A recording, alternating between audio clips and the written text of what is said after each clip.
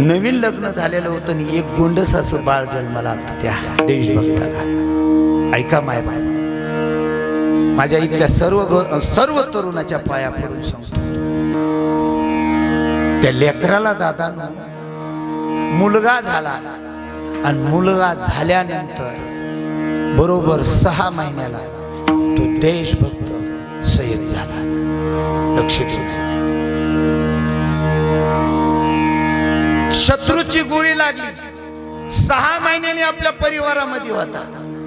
6 महिन्यांनी परिवारामध्ये असताना दादानं झालेलं बाळ पाहिलं, स्वतःच्या पत्नीनं झालेलं बाळ हातात दिलं, लेकराचा मुका घेतला, लेकराचं गोड कौतुक केलं। ऐका, पाया पडून सांगतो, गोड कौतुक केलं, अंतकरणाला लावलं आणि आपल्या पत्नीच्या हातात दिलं। घरामध्ये गेला, देशाहून फोन आला, साहेबाचा फोन कानाला लावला आणि साहेब तिकून म्हणतात, ए देशभक्ता, तुझी वाट ही धरणी माता बघत आहे, तुझी वाट ही धरणी माता बघत आहे। तू थांबण्यासाठी जन्म झालेला नाही, तू या मातृभूमीची शपथ घेतलेली, या भारत देशाची शपथ घेतली आहे। लवकरात लवकर ये, मैदानावर शत्रू आलेले। कानाचा फोन ठेवून गेला, घरामध्ये गेला, देशाचा ड्रेस परिधान केला आणि देशाचा ड्रेस परिधान केल्यानंतर मायबापाची सेवा होती दादा। आईचं दर्शन घेतलं, बापाचं दर्शन घेतलं, दोघांनी सांगितलं काय गडबड आहे, सांगितलं आई आणि बाबा मला देशाची सेवा करायला जावं लागतंय। त्या टायमाला बाप आणि ते म्हणतात, अरे इतकं सुंदर बाळ झालंय तुला। त्या टायमाला दादानं तो देशभक्त म्हणतो, आई मी माझ्या बाळासाठी जगत नाही ग आई, मी माझ्या बाळासाठी जगत नाही, मी माझ्या मायबापासाठी जगत नाही, मी जगत आहे तर या जनतेसाठी, मी जगत आहे तर या काळ्या आईसाठी जगतो ग आई, मला आता ऐकायला वेळ नाही। महाराज त्या लेकरानं आपल्या पत्नीकडे पाहिलं, दोघा पती पत्नीची नजर झाली। लक्ष देऊन ऐका दादानो, पत्नीला फक्त डोळ्याचा इशारा, समाधान वाटलं आणि लेकराकडे पाहिलं। पहिल्या दिवशी मैदानात उतरलं ते लेकरू, 100 शत्रूशी लढलं, 100 शत्रू खलास केले। पुढच्या टप्प्यावर त्यानं दादानो छल्लान मारली, 99% दादानो त्यानं सगळ्या शत्रूवर विजय प्राप्त करून घेतला होता, 1% शिल्लक राहिला होता। आणि शेवटच्या शत्रूला गोळी मारित असताना अचानक पुढच्या दुश्मनाची गोळी आली आणि त्याच्या छातीला लागली।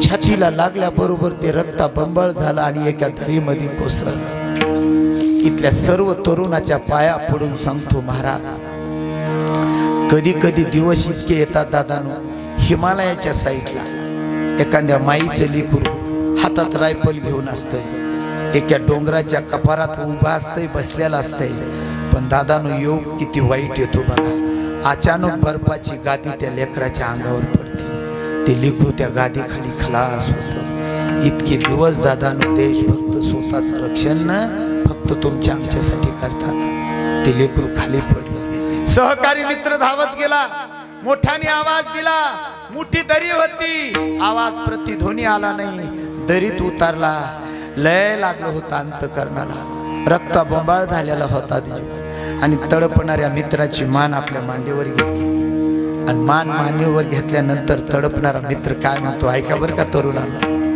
तडपणारा मित्र आपल्या मित्राला म्हणतो, मित्रा तुला माईची शपथ आहे, मित्रा तुला मातृभूमीची शपथ आहे, दुश्मनाचा नायनाट केल्याशिवाय माघारी येऊ नको।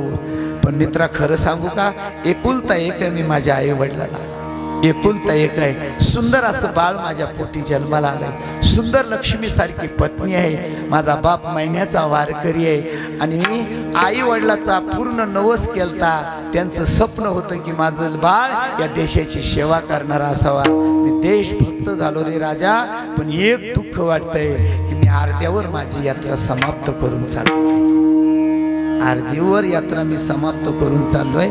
दुःख याचं वाटतंय, आई वडिलाचं वाटत नाही, माझ्या लेकराचं वाटत नाही, कशाचंच वाटत नाही, पण मला वाटत होतं की मी अजून जगावा आणि आईची सेवा करावा। दादांना पाया पडतो, शेवटला ते लेकरू काय म्हणलं मित्राला, मित्रा शेवटची एकच इच्छा आहे, काही नको करू, फक्त माझ्या घरी माझा संदेश पोहोच कर। लय पाखरासारखी वाट पाहती माझी आई, लय पाखरासारखा बाप माझी वाट पाहते. 6 महिन्याचं माझं गोंडस असं लेकरू आहे. अरे कीर्तनात बसलो, थोडस डोकं ठिकाणी ठेवा दादा. कीर्तनात बसलो होतो. माणूस माणसावर प्रेम करीत नाही दादांनो. दारातला रांजण पाण्याचा भरलेला असतो, पण दादानो दारात भिकारी आला तरी काही अवलादी घर बंद करून बसते, पण दया येत नाही दादा. पाया पडतो. ते लेकरू मित्राला म्हणतं एकच संदेश कर की मित्रा निरोप दे त्याला, ताई आई ओ पत्नीला. मित्रा निरोप दे त्याला, ताई आई ओ पत्नीला. उच्च माझ्या वडिलाला सांगू नको प्राण गेला. मी का सांगितलं माहिती का दादांनो? जीवन जगत असताना दुसऱ्यासाठी जगा. एक दिवशी या जगात तुमची यात्रा नाही, चंद्र सूर्य असेपर्यंत तुमचं नाव अमर झाल्याशिवाय राहणार नाही. विठ्ठल